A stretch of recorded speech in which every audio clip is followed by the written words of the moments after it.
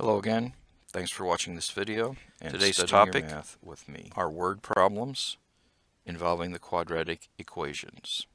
We'll do geometry problems, Pythagorean theorem problems, projectile motion problems, and some problems that involve the use of calculators. Remember to read your book. Those examples are different, and start and stop the video to maximize your learning. Here's the first example. Please read this, pause the video, and we'll see how you did. Let's see how you did. We should draw a picture. One side is half the length of the other side, and we're going to cut 10 centimeter squares from each of the sides. That makes this side along here 2x minus 20, this x minus 20, and the depth is going to be 10 when we fold it up. So the volume is 7,500. That's length times width times height. We solve the quadratic. We learn that x is 35 or x is minus 5. X can't be minus 5 because x is a length. So that means the original piece was 35 along here and 70 along there. The unit should be centimeters. Let's review the Pythagorean theorem.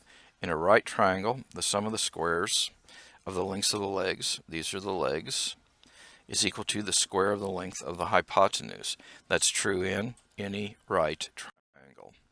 So here is a problem involving that. Please read it, pause the video, and let's see how you did. And now let's see how you did. So here's the picture. You have a shortest side, you have a longest leg that is 2 times the shortest side minus 10, and you have a hypotenuse that is 20 more than the length of the longest leg. So what we can do is apply the Pythagorean theorem to this.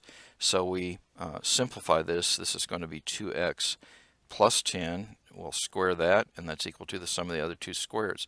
Many things will cancel out, and we'll get that x squared minus 80x is equal to 0. That will factor.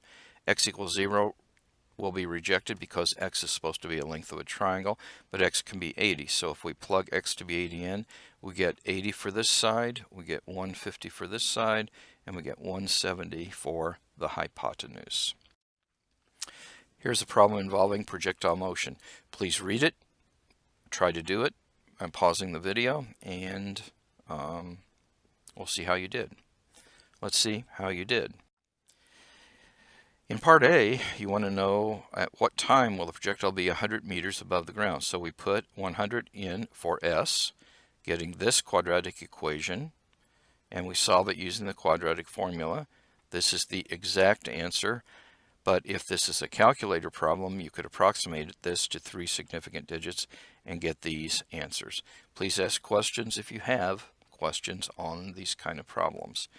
Part B, it says how long will it take for the projectile to return to the ground. That means we're setting S to be 0. So we put S to be 0, we get this quadratic, which can be factored and solved. We're going to reject t equals 0 because that was the start of the problem, but we're going to conclude that t is 15 seconds at the end of the problem. The last example also involves perhaps a calculator. And I'm going to ask you to pause the video, read it, work it, and then start the video again. Let's see how you did. We want to just let x equal 13. We substitute 13 into the quadratic equation, use our calculators, and we end up with 7.4 million. That's pretty close to 7.6 million. The second part asks us to determine in what years did the sale reach 5.9 million. So we put 5.9 million in for S, and we solve the resulting quadratics. These are the exact solutions, but you find out that it happens during the 6th year and during the 8th year, and the problem said to round down. So we get 2006 and 2008. In closing, time is precious. Each day must count. Do the math. It will make you strong. Take care, and I'll see you in class.